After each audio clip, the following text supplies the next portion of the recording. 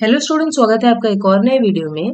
आज हम औरोबिंदो घोष की फेमस स्पीच उत्तर पारा में जो उन्होंने दी थी उसको डिस्कस करने वाले हैं।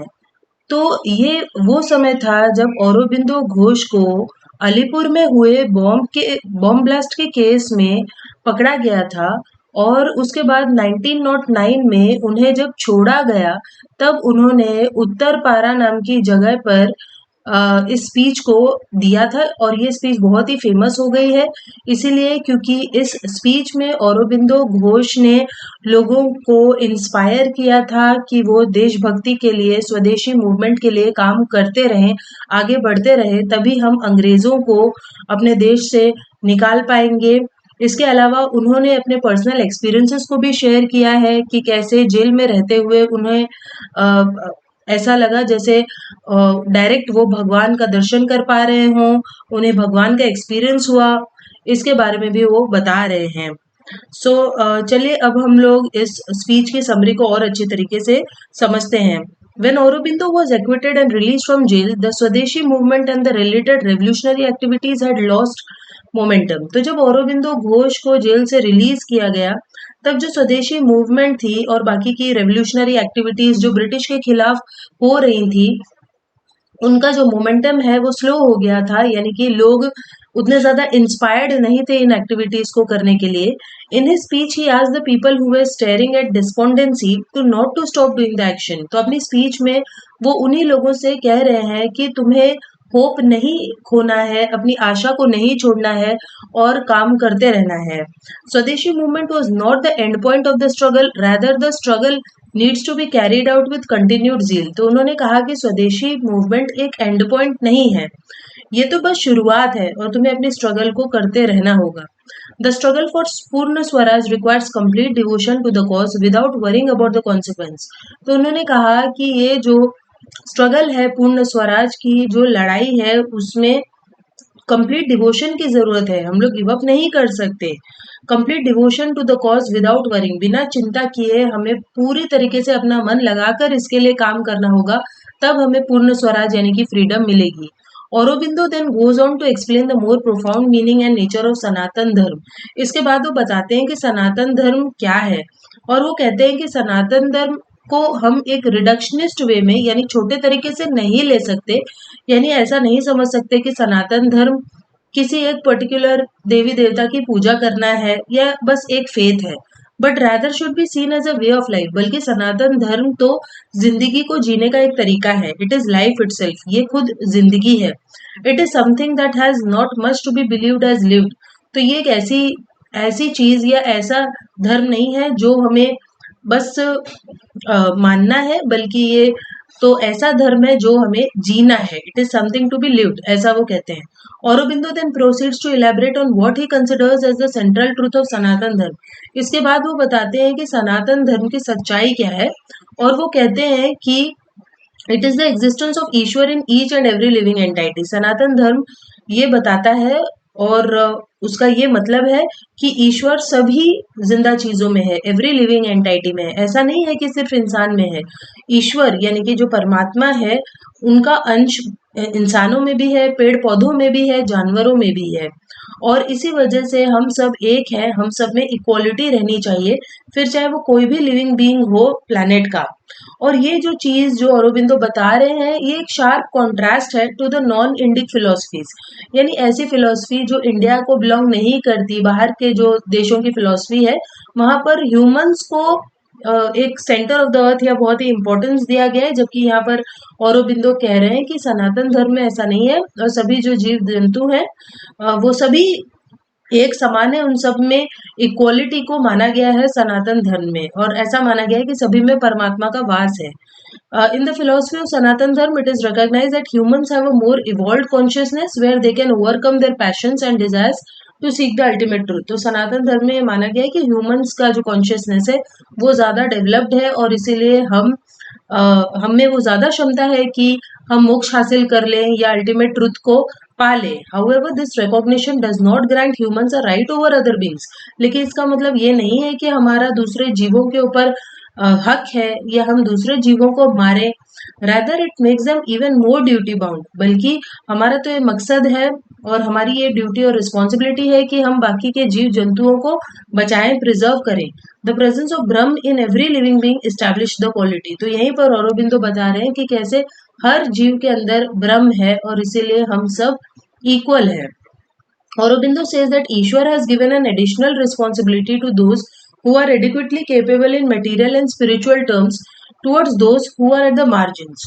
इसके बाद फिर औरोबिंदो कहते हैं कि ईश्वर ने यानी भगवान ने उन लोगों को एक ज्यादा जिम्मेदारी दी है जो ज्यादा केपेबल है, जिनके पास ज्यादा पैसा है, मटेरियल और स्पिरिचुअल टर्म्स में जो लोग ज्यादा समृद्ध हैं, जिनके पास ज्यादा पैसा है, उन्हें उन लोगों की मदद करनी चाहिए जो गरीब है, जो मार्जिन्स में रह रहे हैं। Those who carry out righteous actions to fulfill their responsibility, Ishwar keeps a protective eye on them.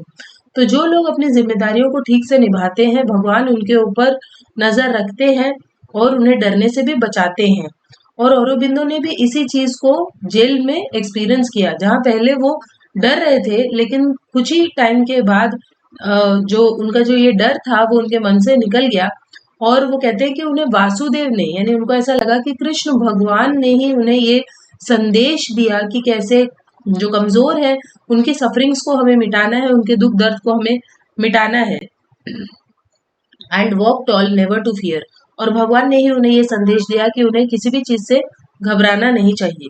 It is by fulfilling this dharma that Aurobindo thought he was helped by Vasudev himself. तो उन्हें ऐसा लगा कि जेल में उनकी मदद खुद वासुदेव यानी भगवान ही कर रहे हैं और उनकी मदद के कारण ही उन्हें वो एक्विट हो गए, यानी कि उन्हें जेल से रिहा कर दिया गया और वो बाहर आ गए। साइटिंग हिज ओन एग्जाम्पल, तो इस तरीके से वो अपना खुद का एग्जाम्पल देते हुए औरोबिंदो बताते हैं कर्म योगीज को, यानी जो पूरी जिम्मेदारी से अपने कर्म को करते हैं, काम करते हैं, ऐसे लोगों को अहम प्रवृत्ति यानी कि ह्यूमन ईगो के वश में नहीं आना चाहिए। तो वो कहते हैं कि बहुत से लोग होते हैं जो बहुत बड़े बड़े काम करते हैं, लेकिन ऐसे लोगों को अहम प्रवृत्ति हो जाती है, यानी कि घमंड उनके मन में आ जाता है। While fulfilling all the responsibilities given by Ishwar to the individuals, they must not let their ego build up. तो यहाँ पर औरोबिंदो कहते हैं कि इन रिस्पॉन्सिबिलिटीज को उठाते उठाते हमें अपने ईगो को बिल्डअप कभी नहीं होने चाहिए। When bestowed with immense responsibility, an individual may have an inclination to think that he has become the doer. तो जब हमारे ऊपर बहुत सारी जिम्मेदारियां होती हैं और हम उन जिम्मेदारियों को निभाते हैं, तब हमें ऐसा लगता है कि हम करता है, हम उस काम के डूअर है। But it must be remembered at all times that achieving a goal will not stop even if the individual stops fulfilling his own dharma. लेकिन हमें ये याद रखना होगा कि गोल्स तो तब भी अचीव होंगे अगर हम उन कामों को ना करें, यानी इंडिविजुअल रुक जाएगा, अपना धर्म नहीं निभाएगा, तो भी वो काम भगवान किसी और से करा लेंगे। इसीलिए हमें कर्तापन की जो भावना है हमारे अंदर कभी नहीं आनी चाहिए, हमारे अंदर घमंड नहीं आना चाहिए। Others will carry the baton of dharma forward. तो यहीं पर औरोबिंदो कह रहे हैं कि कैसे अगर हम काम नहीं भी करेंगे तो भी दूसरे लोग धर्म को आगे बढ़ाते रहेंगे और भारत को आगे बढ़ाते रहेंगे। The rise of Bharat is inevitable because the cosmic spirit has distended to. तो भारत को तो आगे बढ़ना ही है क्योंकि कॉस्मिक स्पिरिट यानी कि जो ईश्वर है वही ऐसा चाहते हैं। Hence it is imperative on part of the individuals to see themselves as tiny sparks. इसीलिए सभी लोगों को समझना चाहिए कि वो इस बड़े प्रोसेस के बस एक तुच्छ छोटे से हिस्से हैं और तब उनके अंदर घमंड नहीं आएगा। और जब इस तरह के बहुत सारे कर्मयोगी ये छोटी छोटी जो चिंगारियां हैं वो भड़क उठेंगी, तभी हमारे इंडिक स्काई यानी इंडिया का जो आसमान है वो चमक उठेगा। Aurobindo then explains his association with yoga. इसके बाद वो योगा के बारे में बताते हैं और दो मैसेजेस देते हैं जिसके कारण इंडिया का भला होगा, इंडिया अवेकन हो सकती है। तो पहला, that it is the duty of every person to help in the upliftment of this great nation. वो कहते हैं कि हर इंसान का ये कर्तव्य है, ये ड्यूटी है कि वो इस देश को आगे बढ़ाने में मदद करे।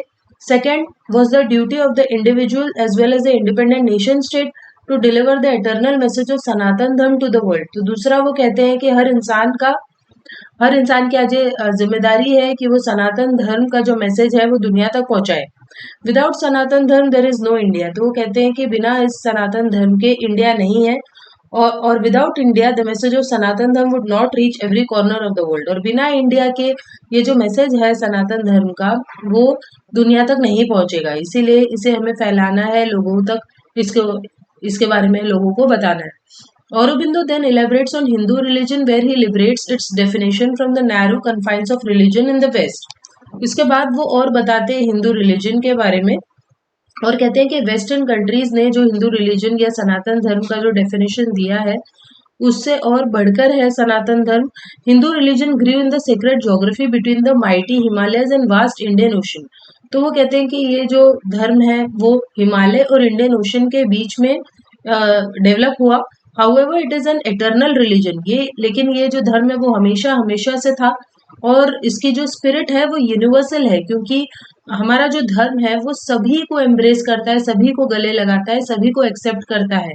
यानी इंडिया हमेशा से सबको एक्सेप्ट करती आई है। द कॉस्मोपॉलिटन स्पिरिट ऑफ वसुधैव कुटुंबकम, यानी कि ये जो पूरी वसुधा है, पूरी अर्थ है, पूरे अर्थ के लोग हैं, ये पूरे अर्थ के लोग मेरा कुटुंब है, यानी मेरी फैमिली है, ऐसा इंडिया के लोग मानते आए हैं।